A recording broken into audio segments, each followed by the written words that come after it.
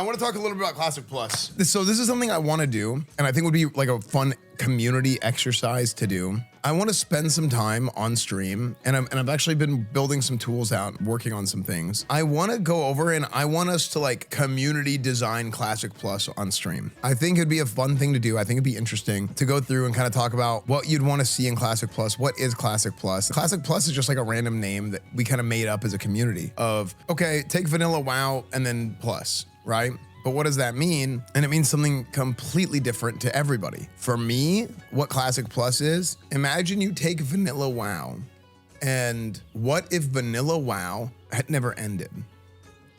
And what is vanilla WoW? What is Classic? What is vanilla WoW? You know, say Classic Plus. Well, Classic is like, you know, anything that's old, right? Classic is vanilla. Classic is up to Wrath of the Lich King. Everybody has a different definition. But I think if you're talking about a Classic Plus at level 60, what if level 60 had never ended? And the design principles of what that vanilla WoW to Burning Crusade kind of era is, my thought process behind a Classic Plus is kind of that vanilla to Burning Crusade era, like maybe like the Burning Crusade pre-patch, but the portal had never opened. What if the Dark Portal had never opened? What if you never go to Outland?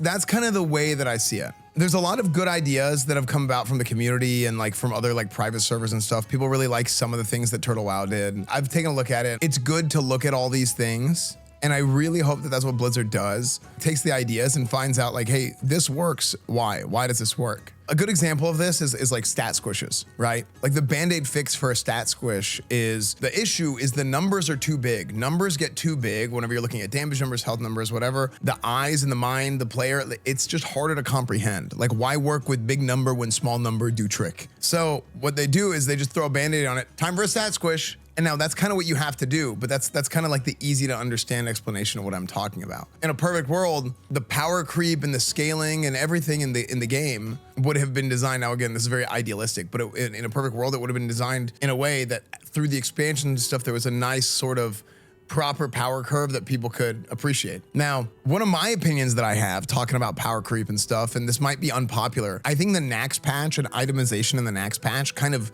ruined itemization in WoW. It gets really bad and it kind of peaks in Wrath. But throughout all of Burning Crusade, Nax is like the patch that came out and was like, okay, people are complaining about, oh, why do I have Spirit on my warrior gear? Why do I have this gear? Why do I have that gear? It's not efficient. It's not. So Blizzard took that and they were like, okay, we'll make the gear more efficient. But what ended up happening is they took those itemization points and created the most just insanely efficient suit of armor that anybody could imagine for whatever spec that tier 3 gear was for. So for a paladin, insane holy gear. Like if you're a full tier 3 paladin in vanilla, you are a god, a literal god. The same goes for a warrior, whatever spec it is that you play, like your gear is insane.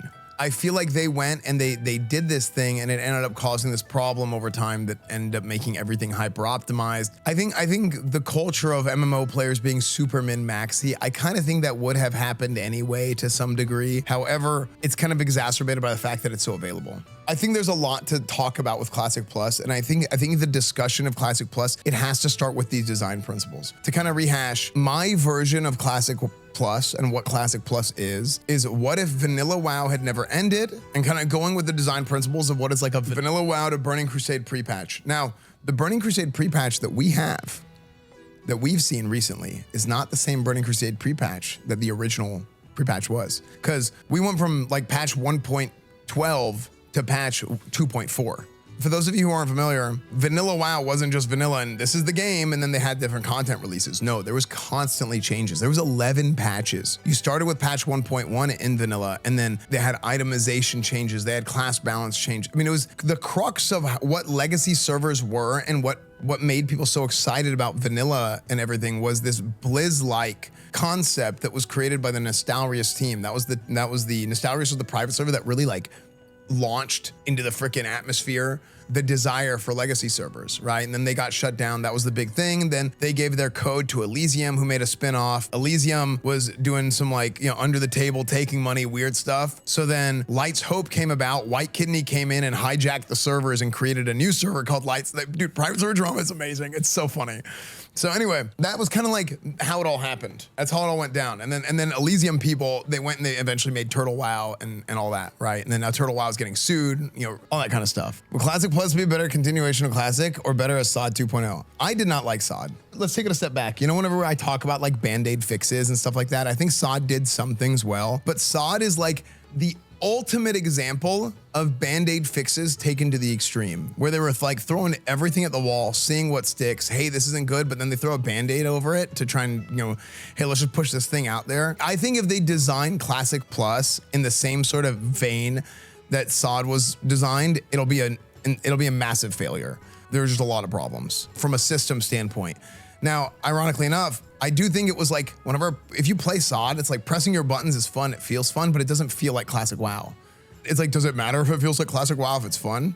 Yes and no, actually. There's some argument to be made against that. But I think that at its core, like that's what draws people in. You want to hook people in with like the what could be. You want to hook people in with like that sort of nostalgia. However, the good game design, it actually being fun to play, all these things, and it feeling like it's what you expect to play, especially nowadays, man. People want what they know they will like. And people are afraid to try new things. Not everybody, but a lot of people. The MMO audience is very much like that. Everybody is just scratching and clawing and drooling and just frothing at the mouth, wanting a new MMO. But the second they get a new MMO, they hate it. It always happens, right? Now, there's a lot of reasons for this, and sometimes the MMO is just not good. Right, it's just the truth. So, whenever you talk about like what is Classic Plus, I talked about the starting point already. So there's a lot of like nitty gritty discussion to have about Classic WoW and Classic Plus and all this stuff. And in my opinion, we still have not gotten the best version of Classic WoW. Like, I don't think we got the best version of Classic WoW that Blizzard could have made in 2019. I feel very, very strongly about that. I think that what we saw from like the kind of design principles and the concept that the Nostalgius team went with, which was adopted by Elysium, by Lights Hope, and kind of changed it literally changed the entire trajectory of how private servers operated before Classic released. I think that was the way to do it, but Blizzard never really did it exactly that way, which is very frustrating to me because I spent a lot of time before Classic launch talking to Blizzard about this. There's some things that I talked to them about that they did, which is nice. Like originally there was gonna only be 4 patches for vanilla. I think they even announced at BlizzCon they only wanted 4 patches. And I was like, I remember like sitting there, I had like I think it was like a 2.5 hour meeting talking to the devs. And I'm like, these are all the reasons why this is a terrible, terrible idea. And it's gonna kill the game. Because originally there was 11 patches, right? One of the other things was like spell batching. I was never like a huge fan of spell batching. The reason why I was a huge fan of spell batching was not because of it existing in general, because a lot of people wanted it. What I was worried about is like, what if we're wrong? What if Blizzard overcompensates? Or what if we are wrong about the spell batch window? Because on private servers, I think we had a 200 millisecond batching window. And in reality, it was 400 milliseconds. And on private servers, it was only in combat. So what Blizzard did, they put it 400 milliseconds and they threw it on the entire game. So looting was lagging. Any sort of interaction with an NPC, you want to buy something off a vendor, it was laggy. Everything was like, the whole game just felt kind of laggy. It was kind of stupid. As opposed to private servers, which had a 200 millisecond batch only on combat. What a batch is a latency buffer to make it to where if some people have worse internet, that there's less of a discrepancy between somebody with good internet and bad internet, which is really good for like, let's say if somebody plays overseas, which on private servers, like we were playing on European servers. A lot of people now that hate batching, they hate the version of batching that they saw in Classic 2019, which was terrible. It was horrible. Even I wasn't like a big fan of batching before that, but I was like, yeah, if you want to put it in and test it and see how people like it, that'd be fine. And I think that's what they should have done in the beta. However, they were like, well, you know, people keep saying no changes. People keep saying no changes. And I'm like, guys, you have to account for the times. There was a video that I put out before Classic came out that I was really kind of like, I felt very strongly about this. You have to account for the times and you have to realize that no changes is not a real thing. People don't really know, or people don't really even remember what was going on in vanilla. What people do know, what people do remember is what they saw on private servers recently. What people do know is how they felt. And my big argument, you can go back to this video, Classic WoW needs changes. It was in Might Need Changes or Needs Change. I forgot what the title is, but you can go back and look at this video from years ago and I talk about all this stuff. And I'm like, the feeling of authenticity is so much more important than factual authenticity because nobody knows how much armor this random gorilla outside of Gurubashi Arena had. Nobody knows that. Nobody has any idea. That stuff doesn't matter. Factual authenticity doesn't matter. What matters is that people feel like they're playing the game that they grew up and they loved and all that stuff. That's the thing, yeah, you have to capture the experience. Look, before we get into the nitty gritty, I wanna make a series of videos talking more about the nitty gritty of the design principles of this. I'm talking about like the talents and kind of what the game is and everything. I think what you really have to start, what you really have to talk about is what you wanna see in Classic Plus, content-wise. If you're talking about vanilla forever, level 60 forever, and you're looking at the design principles of like, hey, it's Burning Crusade pre-patch, but the Dark Portal never opened, okay? That's my sort of vision for Classic Plus. That's what I want, okay? Well, what else happens? There's so much stuff here. And yeah, I know Turtle WoW did a lot of good things. I don't think everything that Turtle did is feasible or even makes sense, but like, I think there is some good ideas that you could pull from it. I do think it's wise to look at what other things have worked from a community standpoint and see how you can make it apply or maybe something similar. Even here, right? Like Hyjal is in the game, right? Hyjal is in the game on the map.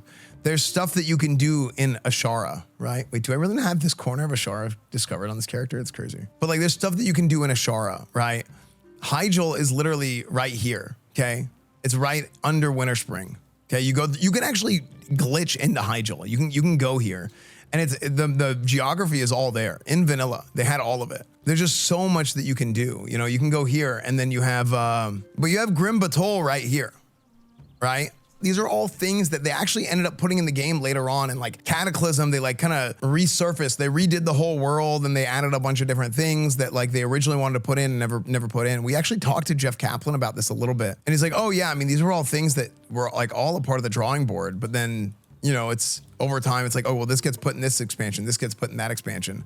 But you can see it all there. This is the Greymane Wall. It's even named. You can scroll over it and at the top of the screen, you say Greymane Wall. This is where the Worgans are in Cataclysm, right? This is where they come from. So all these things are there. If you go into, if you go here into Hillsbrad, you go into Alterac, Dalaran, right? Dalaran is right here. And then eventually Dalaran, it's protected by the arcane mages, but it gets, you know, lifted up into the sky and then they take it into Northrend and all that stuff, right? I think there's a lot of different stuff that you can do within the scope of Classic WoW as it is and unlock these areas and add content with like more of a horizontal progression. But not only that, again, I'm gonna save some of the nitty gritty, but I talked about how the Nax patch I think was really bad for the future of WoW. I actually think they need to do a rebalancing of the itemization, not to make things better, but to make things a little bit worse and to break down this power creep. Because if you wanna have a more horizontal progression, I think the absolute best patch, and it's arguable between these two, but 1.6 was Blackwing Lair, 1.7 was Zul'Gurub. If you talk to most of the like vanilla WoW enthusiasts, almost everybody will tell you either one of those two patches is the absolute best patch for itemization. Now you can make some arguments about like, you know, they did some things to pull some things up in 1.10 and in 1.9 they did some reworks and they added an AQ. But at that point, everything is already scaled out of control. So that ZG patch, that BWL patch, the itemization is amazing. Like vanilla actually peaks in that area of the patch progression because the itemization is so good. Talking about like these different places they could open up. Like one of the things that I would really like to see is like, what if they opened up, like they unlocked Dalaran? I think they should add like new quest hubs, right? So like if they unlocked Dalaran and they made Dalaran like a quest hub that could be here, like closer to this Horde side. And I know that's really, really close to Undercity and it might get terrorized. On that same front, I think if they added like a Horde quest hub here on this side near Grim Batol and they opened up Grim Batol as like a dungeon or a raid or something like that, I think could be really cool. There's so many different things they could do, man. If you go here, you go over here to Oldham, right? Oldham is in the game. And there's an awesome quest chain. Like it's so lore heavy. If you go into the Badlands, and you go to Uldaman, right? Uldaman, you do the Uldaman quest chain. It's like an insane lore dump of like the history of the dwarves and everything that the dwarves are about and how like the Azeroth was created and all that. And then it leads you to Uldum and then it just kind of dies. It just kind of ends. I think if they were to expand on these kinds of things, I think it would be super cool. Another example of something that's a little bit less cool, but still cool. Where is it? Oh yeah, Timbermall Hold right here, right? Going into Winter Spring, okay? Still kind of cool, right? But that's a whole nother area, right? Timbermall Hold is like, maybe there's something there. I think Turtle Wow did something with Timbermall Hold, right? Some people are kind of intrigued by that idea, but there's like a lot of areas out in the world that there's just so much more that could be done there. Even some of these like off islands, like Isle of Dread, like there's like, this is like for like one quest chain. Maybe there's something else that could be done there. There's just so much map.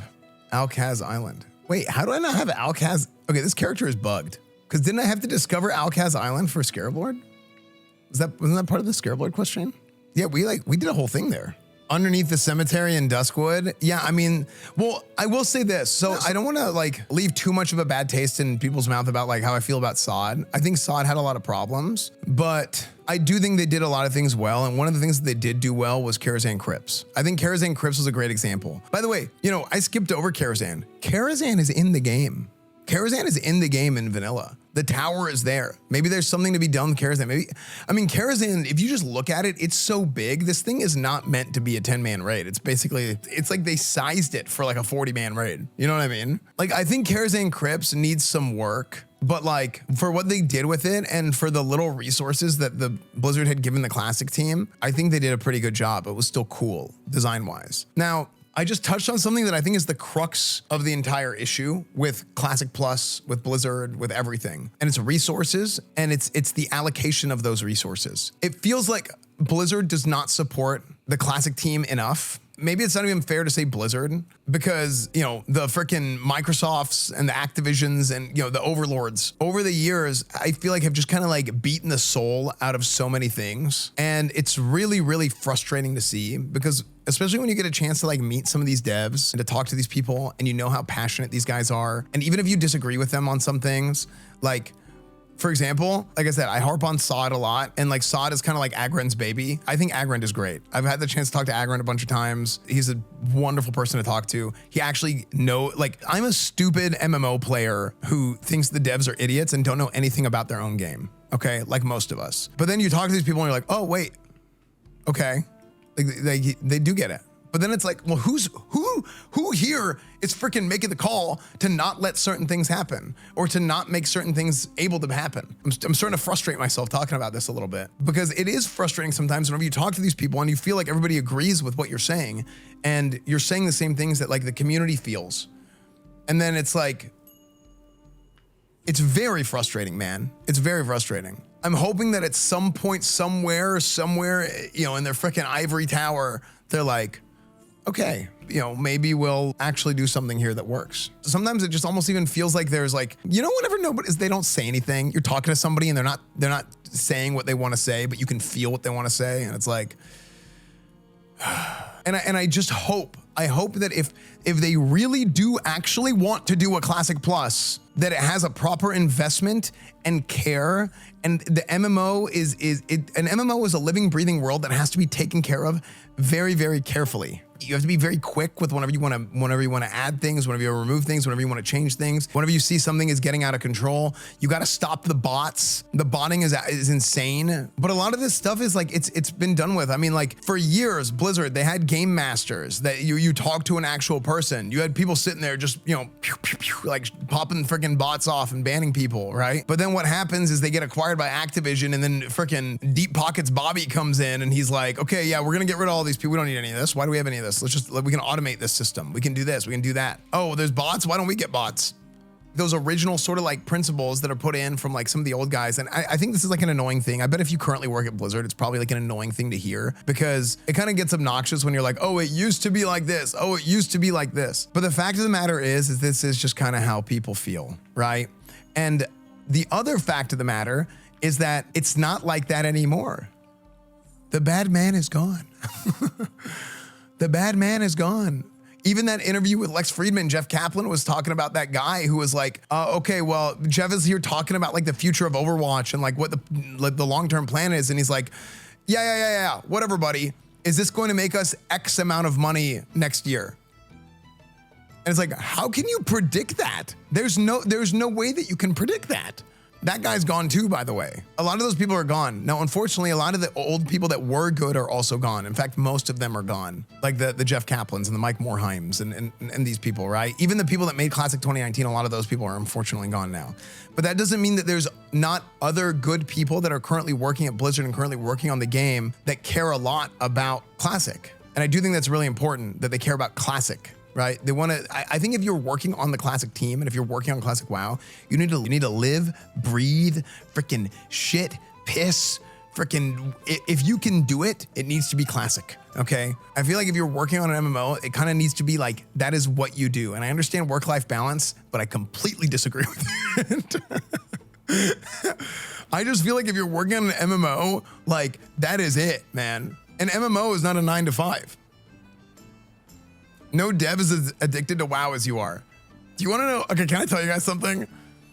The last time I went to Blizzard, I had somebody who's worked at Blizzard for about 20 years, okay? Somebody who's worked at Blizzard for about 20 years in front of a group of people who also work at Blizzard and stuff said, I love when Esfand is here on campus.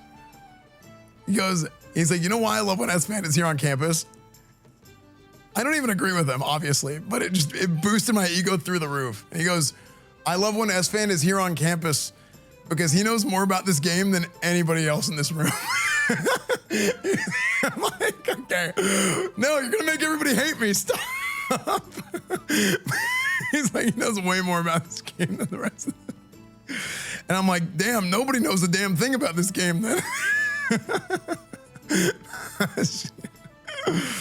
Yeah, so then my ego went up through the roof, and then I drove off in my Rolls Royce and I put my sunglasses on, smoking a cigar. Chad, the end user will typically know more about software than the people who develop it. That's actually true. If you've ever worked in like any sort of like game dev or software development, like you know that like the people that know the most about the game aren't always the people that make the game, because the people that make the game, they're like making the base of the tree and they're building this tree up, right? But then they don't know whenever they build this up what happens, and like whenever you have all the different branches, right? Like you have like the roots and everything, the trunk, but then what happens when you get to the leaves and the branches and all this other stuff, it's like you get so far away from where they're working on that, oh wait, I didn't know that happened over there. That's why you have bugs, right? That's why you're like, oh, this thing is overpowered. We didn't think that was gonna happen, but the player base finds that out. The bottom line is like, I hope that Classic Plus is good. I hope that they actually do a Classic Plus. I hope that it's good. I hope that it's not some kind of like bastardization of like, they're taking retail WoW and they're trying to make one game for everybody. No, it needs to be a classic MMO with classic MMO design principles. It needs to be vanilla. It needs to be Burning Crusade, that sort of era. Okay, what if vanilla WoW never ended? What if level 60 WoW never ended? I think you need to rebalance the itemization to fix the power creep that happens from the AQ40 into the Nax patch and kind of like ruins it. And you have a horizontal progression, you add new content, you add Grim Batol, do something with Karazhan, add in Hyjal, maybe Timbermaw Hold, throw in Dalaran, the Greymane Wall. You have the Greymane Wall, you have Gilneas, you add all these different things in. Hell, you could even go in, you can do some stuff with the High Elves, right? You might even be able to do something with Silvermoon, right? Some Burning Crusade things, right? Like I mentioned Karazhan already, right? Hell, what Sod did with Scarlet Enclave was incredibly creative. They took the whole area that they added with Wrath of the Lich King, and they were like, okay, wait a second. By the way, that was an insane technical advancement for the game that I don't know if people really realize how big of a deal Scarlet Enclave really was and how big of a deal the expansion on Tyr's Hand was. Because Scarlet Enclave is one thing, but the expansion on Tyr's Hand was an insane technical advancement in WoW that is like, wait a second, we can take the WoW map and we can add, like the way that they do their servers and everything, the fact that they could go and add and like basically like copy or like just attach two parts of another different expansion entirely together is kind of insane. I'll tell you firsthand, they did not think they could do that years ago. And I've been told that from people who used to work at Blizzard a long time ago. I think Blizzard is capable to make a good Classic Plus, but they'll ruin it with the whole egregious microtransaction store bullshit. I don't know about that. I mean, maybe they will do some kind of microtransactions because freaking, Daddy Microsoft or Daddy Activision or whoever comes in. I don't even know who's the boss anymore. I have a lot of hopes, a lot of high hopes for Classic Plus, and I really hope Blizzard delivers. I think it'll be a fun thing to do on stream where we go through and kind of talk about the design of Classic Plus over the course of maybe the next few weeks or some period of time. I have a tool that I'm working on to like make talent trees. I do think there needs to be some kind of rework of talent trees going into Classic Plus from vanilla that draws a lot of inspiration from Burning Crusade. In fact, I think if you were to take the Burning Crusade talent trees and then mash them down into what is essentially like the level 60 version, like a scaled down level 60 version of the 41 point talent trees, would be pretty cool. I also think transmog is a huge L. I think if they add transmog, I think it'll turn a lot of people off, because when I talk about the design principles of classic WoW, that is like a core thing. Like transmog is not classic. It is not a classic MMO type of thing. I think it is an insane L to have transmog in Classic Plus if they have it. If that's what they decide to do, or like, I don't think they should be using retail models. I don't think they should be doing transmog. There needs to be a distinct difference between what Classic Plus is and what retail WoW is.